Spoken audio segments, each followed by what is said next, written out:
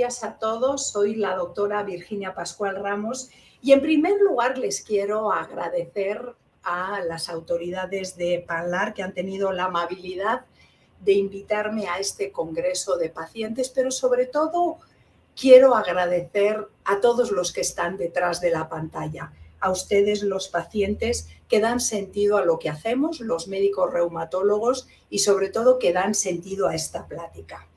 Y el tema de hoy es la toma de decisiones compartida en pacientes con enfermedades reumáticas y estoy proponiendo una mirada desde la bioética. Y antes de compartirles la agenda, creo que es importante para aquellos que no estén tan familiarizados explicar un poquito qué es la bioética. Es una disciplina joven que está orientada a combinar el conocimiento científico con el conocimiento de los valores humanos. Nos ayuda a descubrir cómo usar sabiamente ese conocimiento científico, pero también tiene una parte práctica. Resuelve conflictos, dilemas en el campo de las ciencias de la salud. Y probablemente los que más nos afectan son esos dilemas entre el médico y el paciente. Está integrada por una serie de principios, normas, reglas. Ahora sí, una vez aclarado esto, esta es la agenda que les propongo. Vamos a hablar del modelo de atención centrada en el paciente y qué es lo que implica. Vamos a hablar también del principio de autonomía del paciente y su papel en esa toma de decisiones compartidas. Vamos a revisar la participación del paciente en la toma de decisiones en salud y repasar algunos mitos y algunas realidades. Y finalmente les propondré unas conclusiones. Entonces, ¿qué es la atención centrada en el paciente? Existe una definición muy bonita del Instituto de Medicina que la define como proveer un cuidado respetuoso con el paciente y que responde a esas preferencias, a las necesidades, a los valores de cada paciente.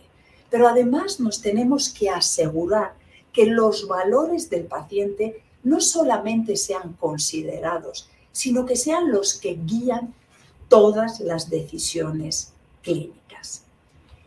Y para poder concretar esta atención centrada en el paciente, existen 4 principios que son como las reglas generales y 5 actividades que es importante que hagamos los médicos. ¿Cuáles serían los principios? El primero es que cada paciente es único y no solamente es único en términos biomédicos, es único en términos de necesidades, de preferencias, de expectativas, de habilidades, de recursos personales. El otro principio es que se necesitan médicos competentes. Y de nuevo, no solamente competentes en la medicina, en reumatología, sino competentes en términos de empatía, de tolerancia, de compromiso con el paciente, de respeto, por supuesto, de responsabilidad. El tercer principio es que la relación médico-paciente es el punto central de esta atención y requiere de confianza por ambas partes y también de un cuidado mutuo, no solamente del médico al paciente, sino del paciente al médico. Y finalmente, el último principio es que necesitamos entender al paciente desde un punto de vista biológico, biomédico, pero también psicológico y, por supuesto, entender su entorno social. Ahora bien, ¿cuáles son esas 5 actividades centradas en el paciente que son importantes? La primera es informar y educar al paciente. La segunda, y nos detendremos un poquito más, es la participación del paciente en la toma de decisiones. Por eso hablamos de una toma de decisiones compartida. ¿Compartida por quién? El paciente y el médico. Una tercera actividad es la necesidad de empoderar al paciente. Tenemos también que involucrar a la familia, a los amigos y, por supuesto, dar un soporte de todos los aspectos físicos y emocionales que pueda presentar un paciente a lo largo de su biografía como paciente con una enfermedad reumatológica. Ahora sí, si nos detenemos un poquito más en lo que es esa toma de decisiones compartidas, es importante entender que médico y paciente van a caminar juntos en absolutamente todas las fases de la toma de decisiones, no solamente aquellas que se enfocan en el tratamiento. Por supuesto, muchas veces entendemos que la toma de decisiones es elegir el tratamiento, pero en la biografía de un paciente hay mucho más. Pueden ser procedimientos diagnósticos, intervenciones, voluntades anticipadas, por ejemplo. Es importante entender que dentro de esta toma de decisiones compartidas tiene que haber un respeto del principio de autonomía y de autodeterminación del paciente. Y ahora hablaremos un poquito más de ese principio de autonomía. ¿Y por qué esto es importante? Porque se ha asociado con mejores desenlaces en salud, con satisfacción por parte del paciente con el tratamiento y, por supuesto, con apego. Ahora, ¿cómo se lleva a cabo esta toma de decisiones compartidas? Tenemos que iniciar con ese proceso, es decir, explicar al paciente la importancia que tiene de su participación y también aprovechar para explorar qué necesidad tiene cada paciente con respecto a la información, cuánta información quiere cada paciente en cada momento. Y también explorar cuál es el papel preferido del paciente en la toma de decisiones. Posteriormente se tiene que dar un intercambio mutuo de información donde vamos a describir las diferentes opciones de tratamiento, de una intervención, terminar de definir esas preferencias de los pacientes y también el papel en la toma de decisiones. Y finalmente se va a dar una deliberación, es decir, ver los pros y los contras para finalmente tomar una decisión. Porque de eso se trata, deliberar, ver los pros y los contras para ayudar a la toma de decisiones. Ahora bien, hablábamos del principio de autonomía y vamos a ver un poquito qué supone este principio y qué papel puede tener en la toma de decisiones compartidas. Entonces, el principio de autonomía establece que toda persona debe tener la oportunidad de decidir por ella misma qué hacer sin coacción en aquellas situaciones que le importan y competen. Y en la práctica de la medicina supone respetar la libertad del paciente para decidir por él mismo en temas relacionados con su salud. Y es la base filosófica y ética de uno de los procesos más importantes en medicina, que es el consentimiento informado, donde los pacientes están de acuerdo con la toma de decisiones una vez que han recibido la información suficiente. Algo ahora importante es que el principio de autonomía tiene diferentes modelos y uno de los más importantes, cuando menos en el continente americano, es la interpretación liberal e individualista, así se conoce este tipo, este modelo de principio de autonomía, que fue propuesta por dos grandes bioeticistas, Beauchamp y Childress, todavía viven. Ambos filósofos y uno además teólogo. Y ellos proponen 4 principios: el principio de autonomía, el de beneficencia, donde tenemos la obligación de buscar el bien del paciente, no maleficencia, es decir, no dañar voluntariamente al paciente, y el de justicia, que tiene que ver justamente con distribuir en una sociedad las cargas y los beneficios. Pero, ¿qué es lo que dice el principio de autonomía? Para estos autores supone obrar libremente en conformidad con los valores propios en temas que tienen que ver con la salud. Pero, ¿cuáles son los ideales implícitos en este modelo? La independencia y la autodeterminación. Los pacientes tienen que tener una habilidad para identificar correctamente los deseos y para tomar decisiones que además tienen que ser libres y racionales, y no solamente en un momento determinado, sino también a futuro. Y eso implica capacidad de comprensión, es decir, ese conocimiento de apreciación de cómo las diferentes opciones me pueden afectar. Tiene que haber intención, es decir, los pacientes tienen que ser capaces de articular preferencias, iniciar y desarrollar planes de acuerdo a los objetivos y al plan de tratamiento o de cualquier decisión que se haya tomado o establecido. Y tienen que tener voluntad. Es esa capacidad humana para actuar, considerando influencias externas, como pueden ser las influencias económicas, o internas, como puede ser una limitación funcional. Entonces, si ustedes ven los ideales implícitos en este modelo de principio de autonomía, pueden ser una carga muy pesada para los pacientes o en ciertos momentos de la historia de la biografía de un paciente. Sin embargo, existen otras maneras de entender la autonomía del paciente y ustedes las tienen aquí representadas y las vamos a revisar.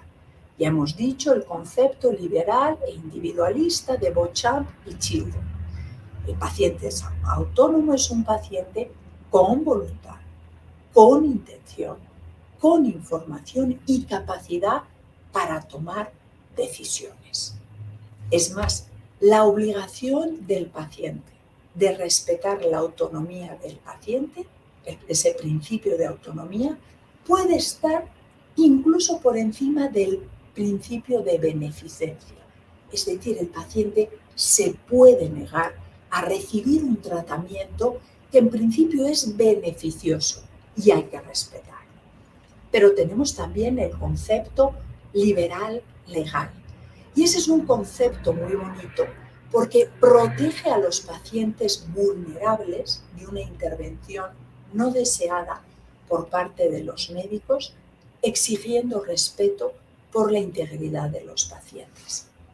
Y esto lo hemos visto en ocasiones en el pasado, en algunas comunidades en la actualidad, donde no se ha respetado y se ha intervenido en las mujeres con una enfermedad reumatológica para que, en contra de lo que ellas deseaban, sobre todo en personas de minorías étnicas, en pueblos originarios con enfermedades reumáticas, para que no puedan tener hijos. Y han sido intervenidas sin que se haya solicitado expresamente su aceptación de este procedimiento.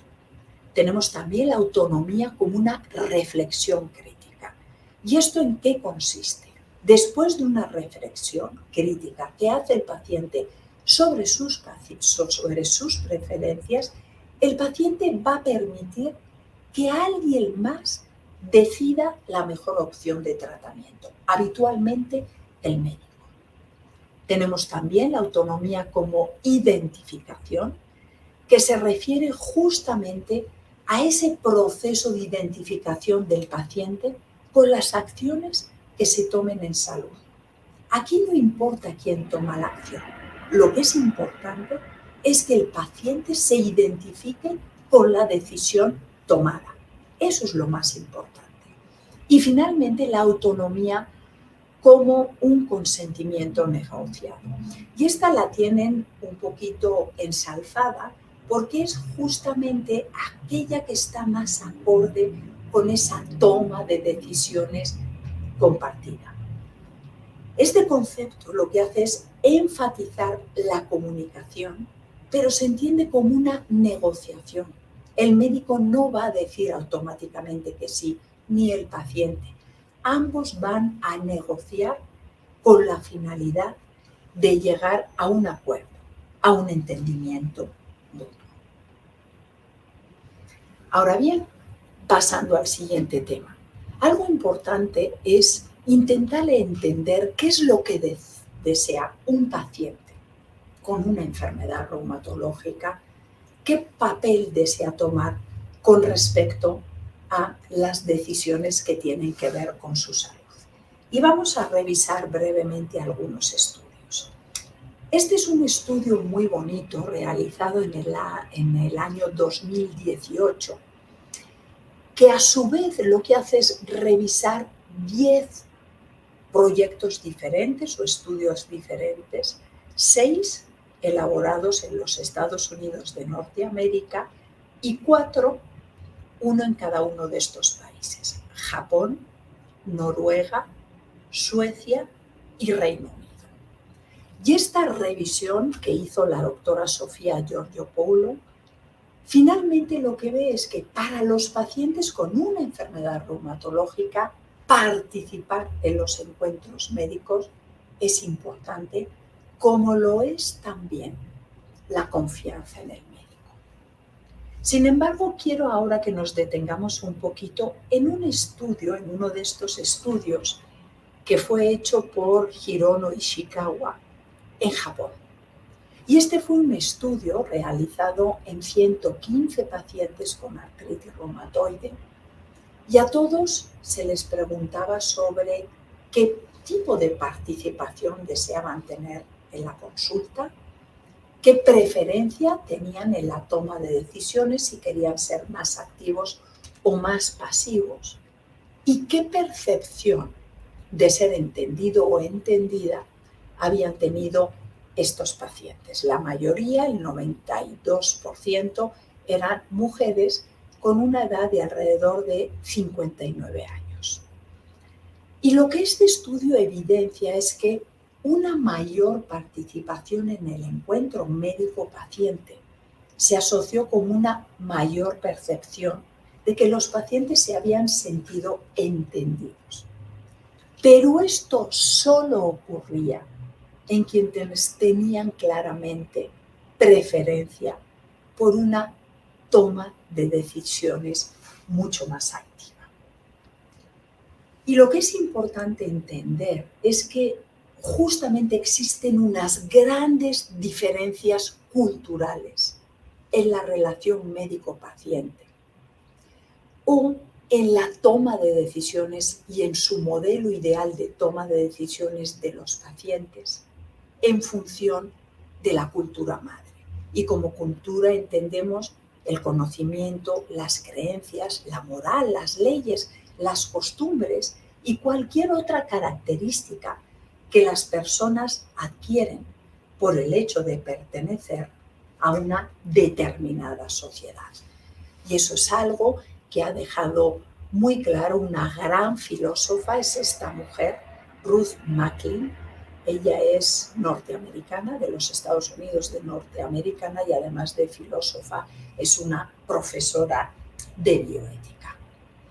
Y con esta idea creo que es importante que volteemos hacia un poco Latinoamérica. Y lo que les traigo aquí son 2 estudios hechos en México, porque es el país donde yo resido y donde yo trabajo. Este es un estudio muy bonito que se hizo en la ciudad de Guadalajara en el contexto del Instituto Mexicano del Seguro Social, es decir, en el marco de la salud pública. ¿Cuáles fueron los objetivos?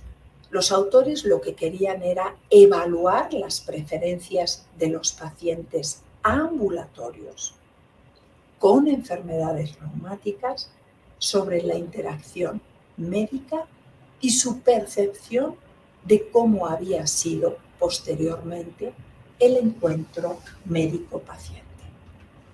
¿Qué hicieron los autores?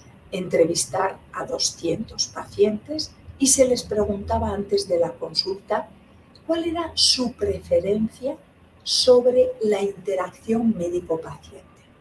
¿Querían una participación más activa o más pasiva? Y después de la consulta se preguntaban qué percepción habían tenido de cómo había sido justamente esa interacción. La mayoría de esos pacientes fueron mujeres, el 80% de 48 años de edad, la mayoría casadas, tenían 8 años de duración de la enfermedad, fundamentalmente lupus eritematoso generalizado y artritis reumatoide, y tenían una educación media. ¿Y cuáles fueron los resultados más importantes? Los tenemos representados en esta tabla, pero los vamos a ir revisando y se los voy a ir traduciendo. En primer lugar, la mayoría de los pacientes prefieren un papel más pasivo durante el encuentro médico-paciente. Casi 2 de cada 3 pacientes prefieren un encuentro o un papel más pasivo. El segundo resultado importante es que con cierta frecuencia los pacientes no logran el estilo de comunicación que prefieren. Eso ocurría en el 18% de los pacientes que tenían un ideal de participación más pasiva, pero ocurría casi en el 54% de los pacientes que hubiesen preferido tener un papel más activo y percibieron que les había tocado ser más pasivos. Sin embargo, por el diseño del estudio, no es posible saber qué efecto puede tener esa falta de congruencia entre cuál es mi ideal de participación como paciente en la toma de decisiones y finalmente lo que ocurre. Es decir, no se evaluó el efecto que esto pudiera tener en los desenlaces de los pacientes. Y eso es algo que nosotros hicimos y publicamos en el 2020 y posteriormente en el 2022 en 2 estudios hechos en México en pacientes con enfermedades reumatológicas. Nuestros objetivos fueron aquí identificar el ideal de toma de decisiones, tanto del médico y del paciente, y también identificar qué factores se asociaban a una buena relación médico-paciente. Y lo que hicimos fue entrevistar a alrededor de 600 pacientes con enfermedades reumatológicas. Las más importantes, de alguna manera, representaban lo que vemos en la consulta externa de reumatología, es decir, pacientes con lupus eritematoso sistémico, pacientes con artritis reumatoide, pero también había pacientes con vasculitis sistémica, con espondiloartritis, con escleroderma, con miopatías inflamatorias, con síndrome antifosfolípido, con síndrome de Sjögren primario, con enfermedad mixta y con enfermedad de Still-Delannoy. De esos 600 pacientes, 497 sí identificaron un ideal de toma de decisiones y la mayoría, el 84.9%, quería un ideal más pasivo, es decir, encajaban más en un modelo paternalista donde el médico toma las decisiones. Y de manera interesante, eso mismo ocurría en el cuerpo médico, en los 21 reumatólogos que atendieron la consulta externa de reumatología durante el periodo en que se estudiaron a estos pacientes. El 71.4% prefirió un modelo de toma de decisiones más paternalista, es decir, donde el paciente tiene una participación más pasiva y el médico más activo. ¿Y cuáles fueron los factores que se asociaron a una relación médico-paciente? El primero es el ideal de autonomía del paciente paternalista, es decir, aquellos pacientes que se sentían cómodos dejando que el médico tomase las decisiones.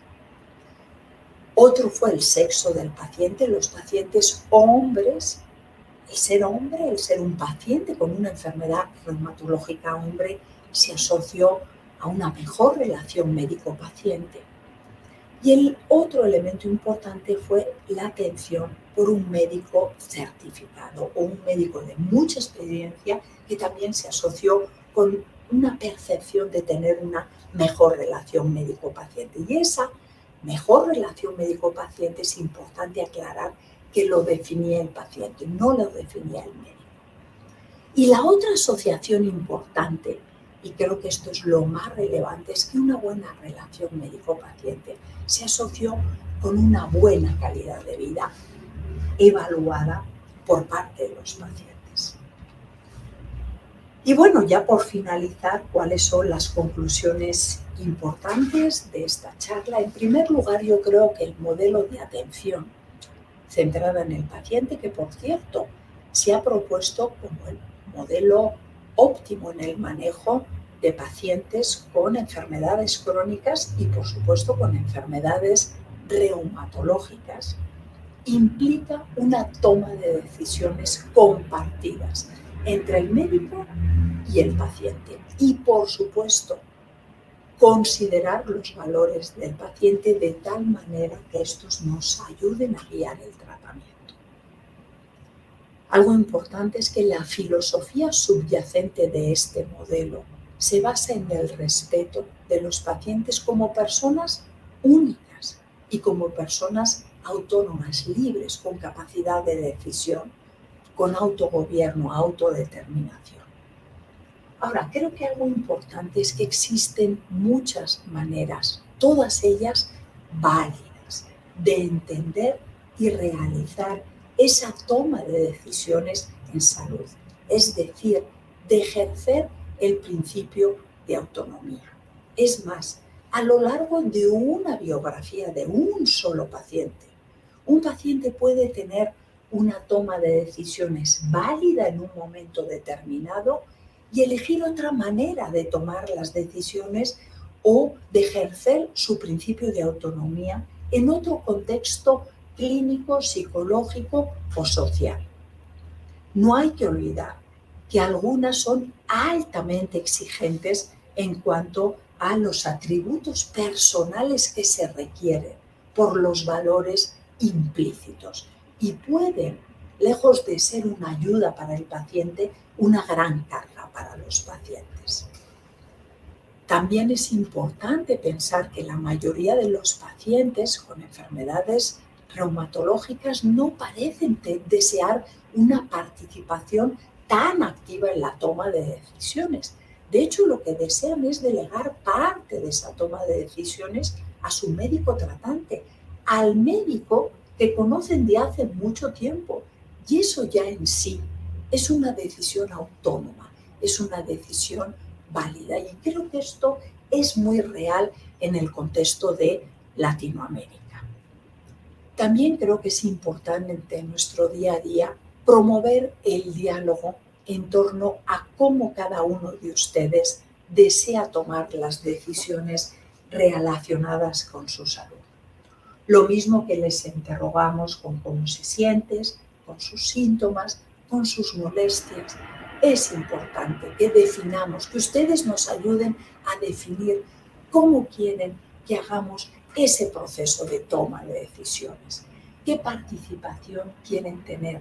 Sin olvidar que no hay una válida y que estas pueden y es probable que cambien. Pero también creo que es importante que nosotros intentamos que ustedes tengan una participación un poco más activa, más responsable en las tomas de decisiones en salud. Eso es algo que tenemos que trabajar y tenemos que trabajar de manera juntos. Y bueno, esto sería todo. Una vez más, agradecerles a todos ustedes su participación, acompañarme el día de hoy y creo que tenemos ahora un rato para responder preguntas. Muchas gracias.